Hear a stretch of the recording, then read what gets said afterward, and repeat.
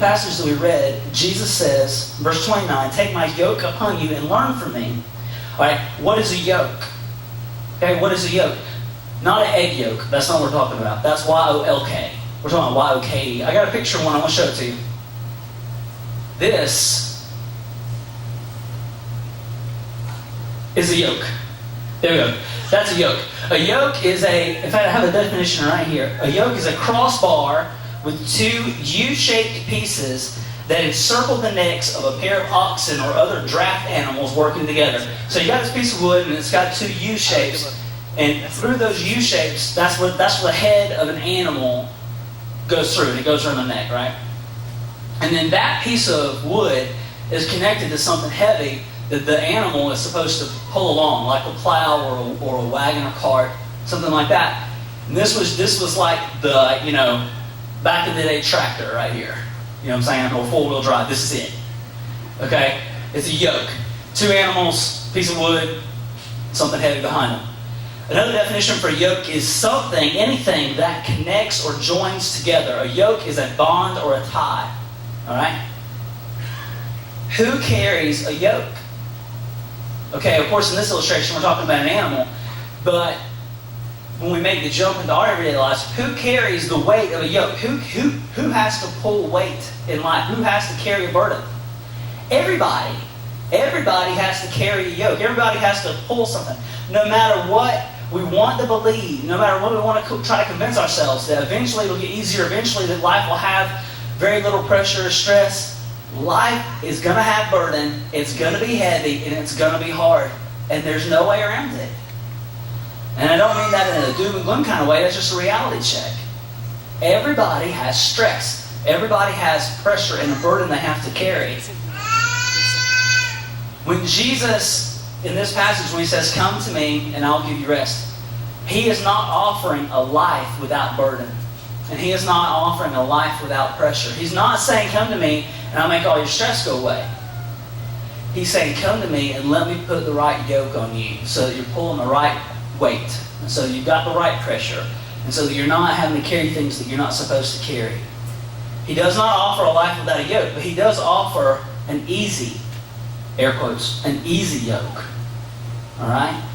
But here's the thing. If life is hard, I just said that life is going to be hard regardless. There's no way to get around it. No way to get away from it. If that's the truth, if life is hard regardless, then how can Jesus, in all of his perfection and truth, come to us and say, "I offer you an easy yoke"?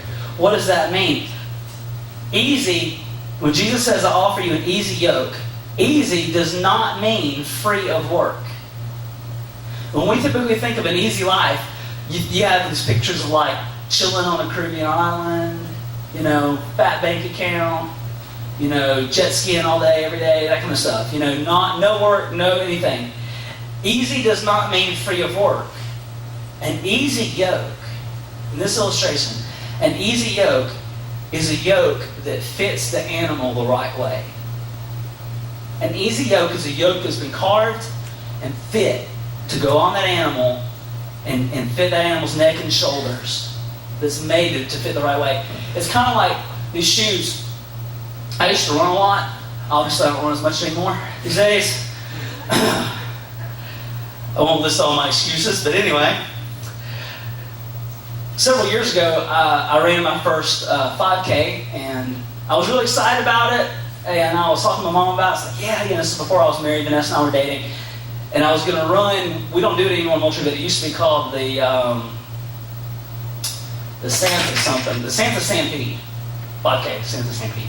So anyway, so I show up and I'm excited about running this race. I'm like, woohoo, my first 5K. But I had these raggedy old shoes that I'd had in college, the only running shoes I'd ever owned. Once I really started running, I got these shoes. Right, but they were falling to pieces. And so in preparation for this race, I told my mom, I was like, "Man, I'm excited. I just hope my shoes make it through the race, right? I'm poor." Well, she shows up the day of the race with a pair of shoes for me, a pair of running shoes, and I'm really excited. I'm like, "Oh, look," right? It's the day of the race, brand new shoes, woohoo! So I take the shoes and I put them on, I lace them up, and I'm like, I'm ready, but these shoes feel funny, But I didn't have time, and I was ready to go. It was cold. I had my stuff on, stocking cap on. I was ready to go. So I ran my race.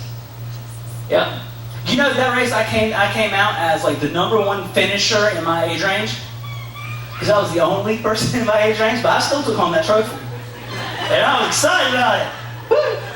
So anyway, so I ran that race, and when I got done, man, my feet were killing me, and I wore the shoes a while, and then the other day I went and I pulled those tennis shoes out of the closet, and I went to put them on because my other tennis shoes I normally wear were dirty. I thought, well, I could just make it through one day. Vanessa was washing my other shoes, and I pulled them out, and I strapped the shoes on, and I stood there, and I was like, golly, how did I wear these things? And then I took them off, and I looked.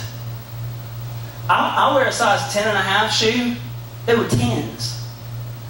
My mom had got me a shoe that was a half size too small, and I wore it, and it compounded the pressure and the stress and the pain of that race because the shoes didn't fit. How much easier, I don't think I would have run that much faster probably, but at least my feet wouldn't have hurt so bad. If I had the right size shoe, if the shoe fit me. In the same way, if a farmer takes a yoke and puts it on the animal, and the yoke is just not quite cut the right way, and it rubs the wrong way, or it's a little too tight or a little too loose, it takes the weight of what the animal's pulling, and it makes it worse because it rubs the wrong way, and it hurts. And it begins to cause wounds, and it can really hurt that animal. An easy yoke is a yoke that fits the animal the right way. And I think that sometimes we struggle under the weight of our stress and our pressure because we have been convinced by the world that we're supposed to carry a weight that is not fit for us to carry. And it's not meant for us to carry. Like this girl in the skit, every person that walked by with something to convince her, you need this, you need this. She picked it up, but those were not yokes. Those were not weights that she was meant to carry. And every one of those weights took her farther and farther down the wrong path, and they hurt her worse and worse. It was not the easy yoke that Jesus promised, and because of that, she had pressure that was really damaging her, and giving her a hard time. So we're going to have weight, bringing the kingdom of heaven to earth, even if we are following Jesus. Sometimes it's hard, and sometimes we find ourselves carrying a weight that we're not supposed to carry. But the thing that I want you to hear tonight is that even though life is hard and there is weight, Jesus is our rest. Jesus is our rest. What does that mean? There are two things about Jesus' yoke that makes that yoke easy for us. There are two things about that yoke that when we take it on in our lives and we trust Jesus and we follow Jesus and we say, God, I want to give you my life, and I know it's going to be hard. I know it's not going to be easy. I know it's not, but I'm going to follow you. When we take that yoke on ourselves and we take it, there are two things about that yoke that make it easy. The first thing is that yoke, I promise you, the world has already put a yoke on your neck. The world has already convinced you that there's something you're supposed to be or something you're supposed to do to have value in your life. And you already have a weight on your shoulders, even as a middle school student or a high school student. The world does not know what your breaking point is. Your parents know a lot about you and they love you, right? But they don't know the deepest parts of who you are. And they don't know where your breaking point is. And there is the possibility that they could put pressure on you that you're not meant to carry. And a pressure that could become too hard. Your teacher at school may think only in the context of his or her class and nothing else. And they don't know what your breaking point is. So they load up the homework and they load up the tests. And they're not thinking about the 5 other classes that you have to deal with. But they don't know your breaking point. And there is the possibility that teacher could put more on you than you can handle. Or that your coach could put more on you than you can handle. Or your boyfriend or girlfriend could put more pressure in your life than you can handle because they don't know you in the deepest part of who you are. And they don't know where your breaking point is. But I can promise you this, that if you say, Jesus, I cannot handle this stress anymore. I cannot handle the pressure anymore. I know that following you is going to be hard. I know there's going to be a cost. I know that means I have to die to myself and I have to live to Christ. I know there's going to be cost, but I lay down my yoke and I pick up yours. I promise you, with all assurance, that yoke that Jesus gives you will never be more than you can handle. It will never be more.